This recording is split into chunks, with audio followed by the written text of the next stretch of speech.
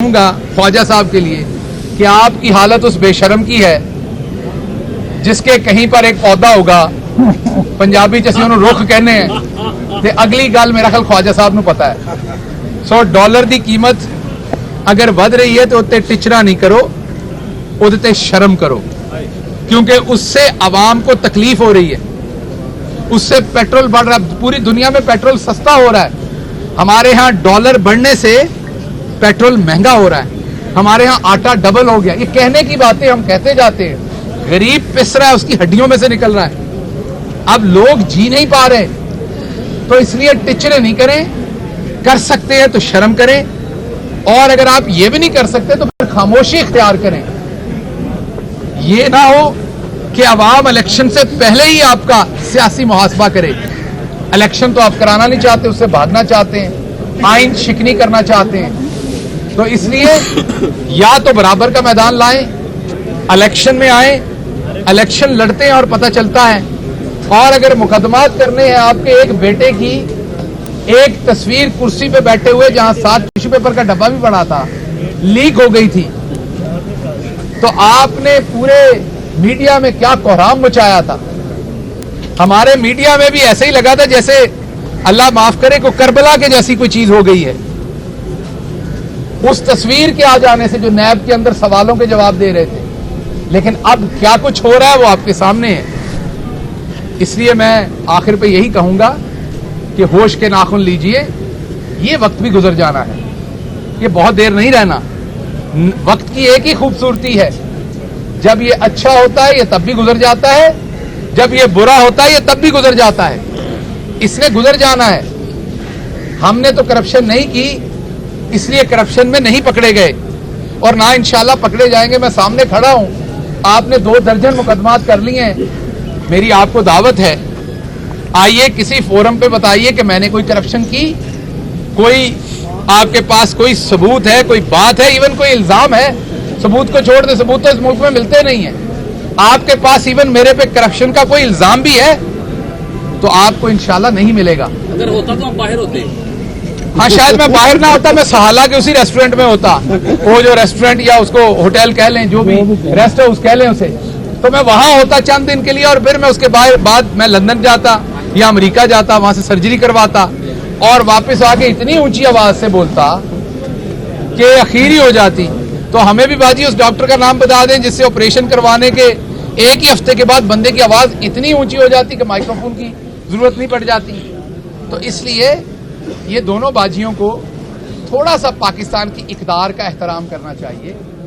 हमें, अगर हमारी पार्टी में हमें आप जैसी बदतमीज खवातीन अभी तक नहीं मिल सकी जो आपको आपकी जुबान में जवाब दें, तो यकीन कीजिए ऐसा नहीं कि हमने ढूंढा नहीं, खुदा की कसम हमने बड़ा ढूंढा है, लेकिन पाकिस्तान में आप जैसी 2 बाजियां और मिलती नहीं है।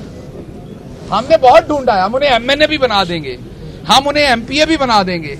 हमने बहुत ढूंढा है कि कोई आपके लेवल पे जाके बदतमीजी कर सके, आपके लेवल पे जाके गंद फेंक सके, लेकिन नहीं मिलती बाजी। जिन खवातीन से बात, अगर मैं तो गली में कोई सास और बहू लड़ते देखूं तो मैं उन बाजियों से पूछता हूं कि आप बड़ी लड़ाकी हैं, क्या आप हमारा पीटीआई का दिफा करेंगी उसी जुबान में जिसमें बाजी मरियम सफदर और बाजी मरियम औरंगजेब करती हैं? तो वो कहती हैं कि नहीं भाई, हम उतनी बदतमीज नहीं है, मैं तो यहां अपनी सास से ही तू तड़ाक कर लेती हूं, इतना काफी है। तो इसलिए आपका हमारे पास मुकाबला नहीं है, हम बदतमीजी में आपसे मारे हैं। आपसे तो हमारे मौलाना सफदर साहब भी बेचारे, वो भी बेचारे डरते हैं, वो डर के पता नहीं कौन कौन से फतवे देना शुरू हो गए हैं आजकल। अब मेरी मिन्नत है कौम से कि उनके फतवों पे चलते हुए काम शुरू ना कर दीजिएगा, क्योंकि उस काम की जो बाद में नतीजे निकलने वो मुल्क के लिए बड़े खतरनाक होने हैं। इसलिए मौलाना साहब जो बातें करते हैं उन्हें इग्नोर कर दिया करें। वो कोई अपना ही तौबा नाउज़ुबिल्लाह दीन अकबरी की तरह को अपना ही दीन निकालने की कोशिश कर रहे हैं इस टाइम। तो इसलिए वापस आता हूं ये कहने पे कि एक तो सियासत कीजिए जिसमें सियासत और इंसानियत सामने रखिए। आप जुल्म कर रहे हैं कर लें, लेकिन जुल्म के ऊपर मजाक ना उड़ाएं लोगों का।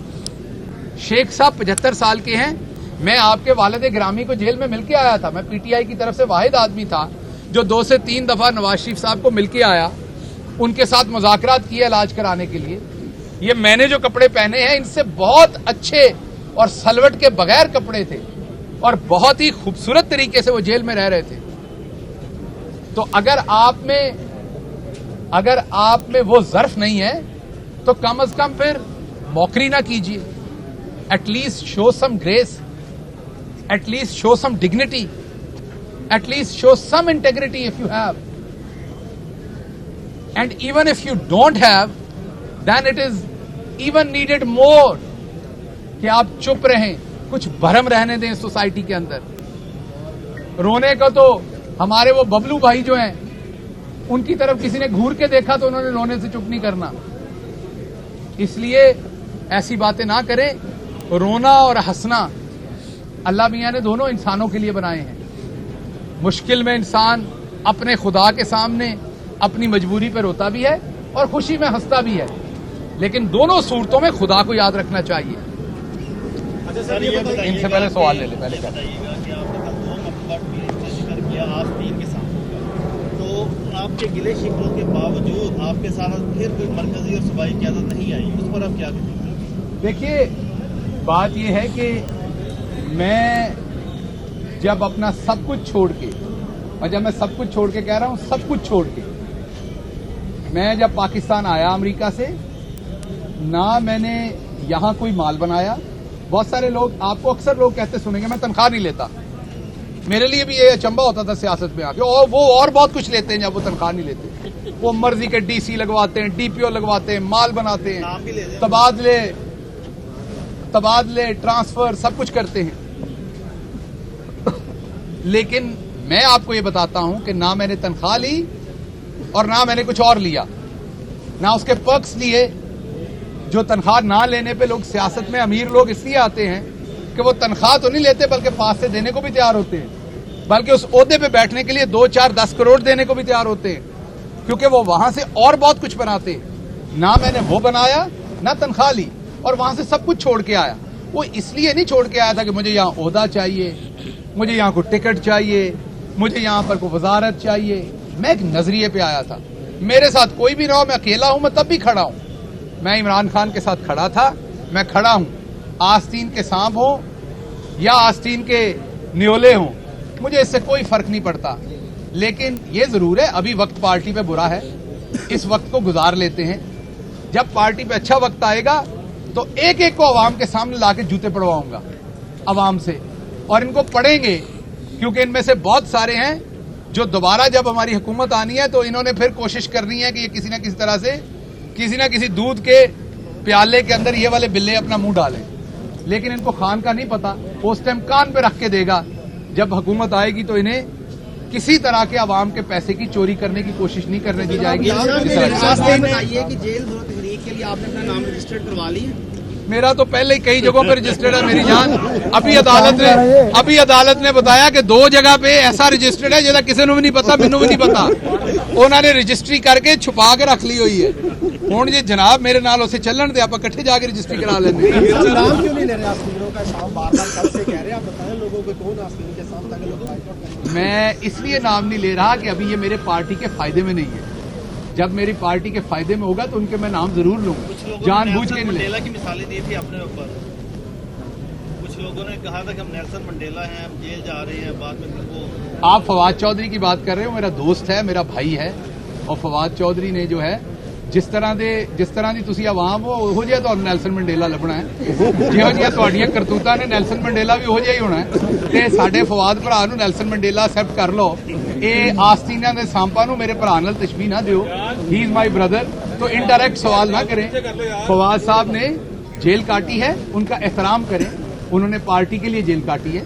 जिन आस्तीन के सांपों की मैं बात कर रहा हूं, जब मैंने उनका नाम लेना होगा दबा के, मैं इशारों के नाम में बातें नहीं करता होता। ये सास और बहू की लड़ाई नहीं चल रही, दबा के लूंगा। बस मेरा खान जरा थोड़े से कंफर्ट में आ जाए, मेरी पार्टी जरा थोड़ी कंफर्ट में आ जाए। बहुत शुक्रिया।